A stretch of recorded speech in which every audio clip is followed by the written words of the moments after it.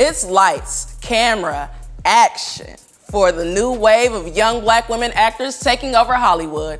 And what better time to sing their praises than Black Women's History Month? Today's episode of Listen to Black Women is an ode to the ladies holding us down on the big screens across the globe. I'm Taryn Finley, and these are my fabulous co-hosts, Tiffany Nicole Irvin and Jessie Wu.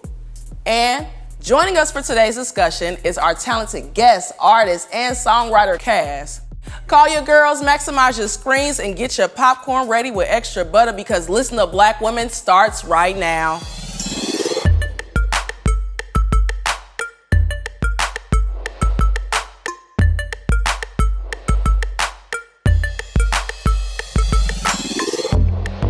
It's Black Women's History Month. Shout out to us, per know the girl. And with so many faces to celebrate in Hollywood, I'm curious to know your faves and the roles that got them to the top of the list for you. Ooh, pass me the baton, sis. Come on, you got it. I'm a very big fan of like fantasy, sci-fi, like magic, all that stuff. And for the longest time, I just did not see black girls in those roles. And then all of a sudden, like, you know, my good sisters started popping out. Like, for example, Wunmi Mosaku and Lashana Lynch, they have been killing it in, like, you know, the Lovecraft countries and the Marvels, like Loki. Specifically, I actually loved that series.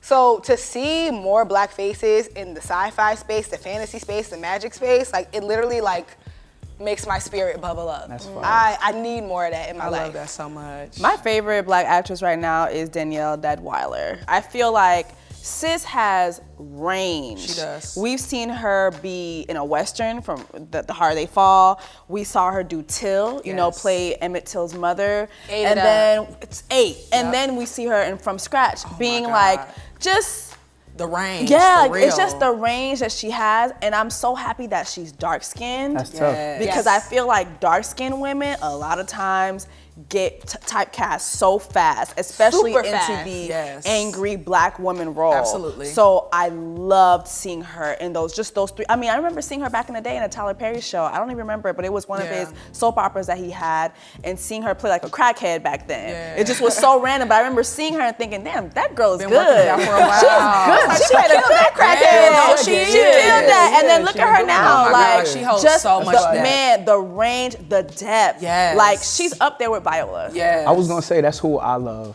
Viola. Like I like how complete she is. Yeah. You know what I'm saying? And I feel like what makes for like a really good like character or being an actress in the first place or actor in the first place is feeling like you just being yourself in whatever role it is. Yeah. And I feel like she is herself all the way and it's beautiful. Like how powerful she is in any role. Even if it doesn't cause for it to be like you have to be weak at this point, she still shows a sense of power. Like a good Viola Shake up the One thing about Viola, she gonna give you that one snot. That's how you know the scene It's about to get real. That's really how you know. Oh my God. In the vein of awkwardness and quirkiness, I love Courtney Taylor. She played Issa's assistant in the last 2 seasons of Insecure. And just seeing her career and seeing her in like, you know, some of these smaller roles and how she really eats it, I'm just like, I'm watching you, girl. And I love just like following someone's career from the bottom to the top. You know who's another good one? Dominique Fishback. Dominique that Fishback. girl right and she's there. from Brooklyn too. Yeah. She's from Brooklyn too. That girl right there is a problem. Yeah, she is. She's a problem. She's a big issue. She's a problem. I love her so much. And like she could literally play any age. Absolutely. We've seen her like, she's in her 30s, but like she's playing a teenager. She could play any age. She could give you any emotion from sad to angry to funny to sarcastic. Like, I'm just loving the black women's right now. Black women's with the range. Right. I love seeing it. Because we got it. I know we all notice like the portrayal of black women in the movies and in the media is definitely shifting, but like, do you guys have a list in mind of like pros and cons of like what this could be doing, or like, you know, how it is looking at these women on screen with these shifting roles? For example, like, you know, seeing black women in like The Woman King, Black Panther, Wakanda Forever, like, you know, these types of roles. are there pros and cons to this shifting narrative or how we're viewing black women on the screen? I'm sorry. Go ahead. No, you can run it. I'm seeing a lot of pros because you mentioned Black Panther. I love seeing the science girls. Like, can we give it up for the black science girls? Like Ironheart? Yes, like When I saw her pop out and that was the scientist they were talking about, I'm like, stood up with her girl. Yeah, that was tough. Yeah. Okay. Yeah, like I love for sure. seeing that. Yeah. That's not something that I grew up seeing. Right. I grew up in Miami-Dade County. Science was not something that was encouraged for black girls to take on. Absolutely. It wasn't cool. Now you're seeing, like you said, you're seeing the black girl with the cornrows. Yeah. She got the swag, and she know how to build machines that's gonna go kill Namor and them. You know what I'm saying? She flying through the air and rescuing a whole black civilization. Right. Yeah. You know what I mean? Like that's not stuff that we were encouraged to do as black girls. Absolutely. You know? I mean, I'm stuck on the positive parts. I'm not even gonna lie. Like the more that is being shown, the more little black girls have people to look up to for them to say this is okay. Right. And on top of that, it shows, men also how to treat that. Like how to be, not even treated, but how to support that and be a part of that. Yeah. Like, so, like you said before, like, little black girls weren't saying, I could be a scientist. Yep. You know what I'm saying? So now Yeah. I got a little black boy that's going, I know how to be fine and help her. Like, you know what I'm saying? Like, okay, like this is not weird. This is actually not out of the norm. This is not out of the norm. This is actually beautiful. Like, you know what I'm saying? Like, Even with the Woman King, I think a story like that is really important in understanding, the Africa just as a continent has not been shown and depicted in a way that is authentic, in a way that is beautiful in Hollywood. So when I saw The Woman King, I was so moved. Like I literally cried because I'm like, wow, if I would have seen this as a young girl, I don't know like what that would have done to my confidence early on, and my curiosity about the world, and so I think there are definitely, some critiques to how we're approaching these roles or these movies and these stories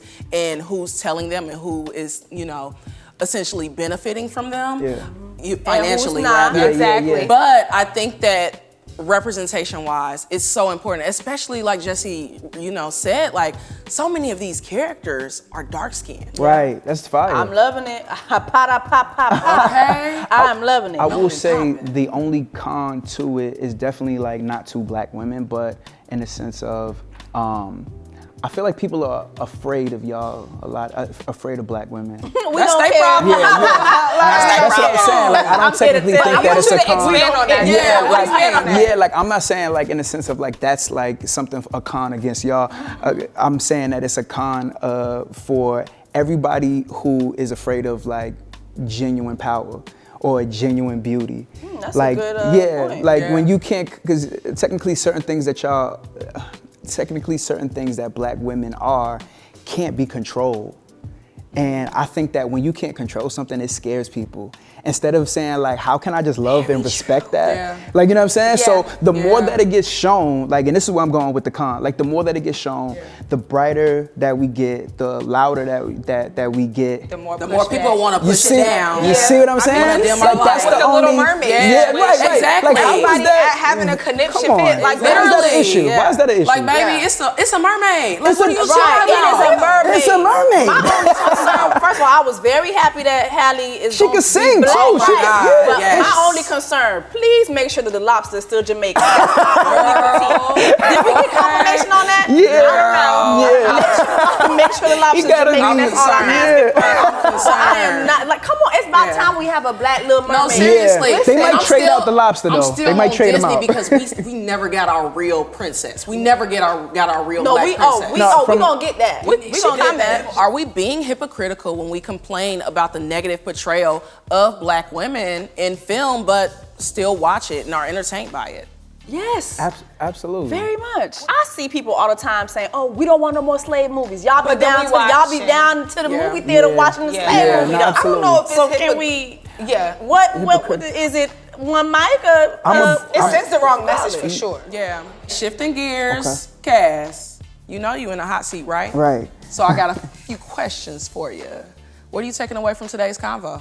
I feel like we all in the same space. Like, I feel like what I've taken away today was we do see a change that is happening and we're all excited for it in the first place. You know what I'm saying? Seeing more of our black women in certain roles, and just wanting more diversity with it. But I feel like we're on our way, like, you know what I'm saying? So it's good to know, like, from the outside, you know, what I like to see is what I want to be shown, like, want to show us, like, you know what I'm saying? So that's important. Like, I want to see y'all in y'all safe space. I want to see black women actually being happy and being awkward and being nerdy. And apparently I want to do that too. Mm-hmm. Good answer. Y'all tired of being tough. Good answer. Good answer. So much. Right. No, that's a fact. All right now. I see you sweating right now. So I'm gonna save you a little bit. I'm gonna save you a little bit. We're gonna transition to something a little lighter, a little more fun. This is Grown Woman Games, y'all. So y'all got some paddles. Go ahead and grab them for me. I'm gonna be reading some quotes from our favorite Hollywood celebs. What I need y'all to do is to listen and tell me who you think they are. I'm going to read some options, A, B, C, as soon as you know. Multiple choice, you know. Okay, good. I was worried. That's my type of game. You already know. As soon as you options, you know what I'm saying? As soon as you know who it is, just go ahead, lift that up. I'll call on you. And y'all ready? Yeah, we can ready. Get into it. All right, let's do it. All right, the quote is, what I've learned for myself is that I don't have to be anybody else. Myself is good enough. Is that A, Lupita Nyong'o, B, Issa Rae, or C, Angela Bassett? Who know it? What's up? Angela Bassett. No. See? Okay, that was definitely, I knew it was, I feel like it was, that was definitely giving Angela Bassett energy. It was I can giving see Angela. her saying this. What, who? Lupita? Absolutely. Yeah. Okay, I was about to say, I just don't hear Issa saying it. Yeah. Absolutely. No, I'm Okay. saying. But did Angela say it after her? Like, I You feel know like. what, probably, she's probably said a variation. Right. I see Let's say Angela that. Bassett's face when I hear that quote. Absolutely. All right, on to the next. Okay. And that's what people want to see when they go to the theater. I believe at the end of the day, they want to see themselves. Parts of their lives they can truly recognize. And if I can achieve that, it's pretty Oh, I spectacular. know who said that. Okay, is that Whoopi Goldberg, A, Viola Davis, B, or C, Regina King? Who, Jess? B, Viola Davis. Shorey? Yeah. Okay, well, Is this like a point?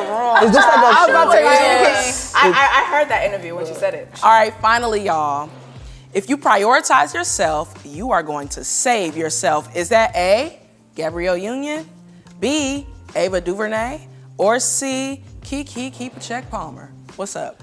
I don't know, but I'm just gonna go ahead and say Kiki because that feels like a Kiki thing to say. It's not Kiki. Okay, I guess again. Ava. It is not A. It's B. Dang. Oh, well, I mean. Ava is B. Oh, is it? Oh, Ava right. is B. Okay, well, whatever the other answer was, I say that. Gabrielle Union. I knew it.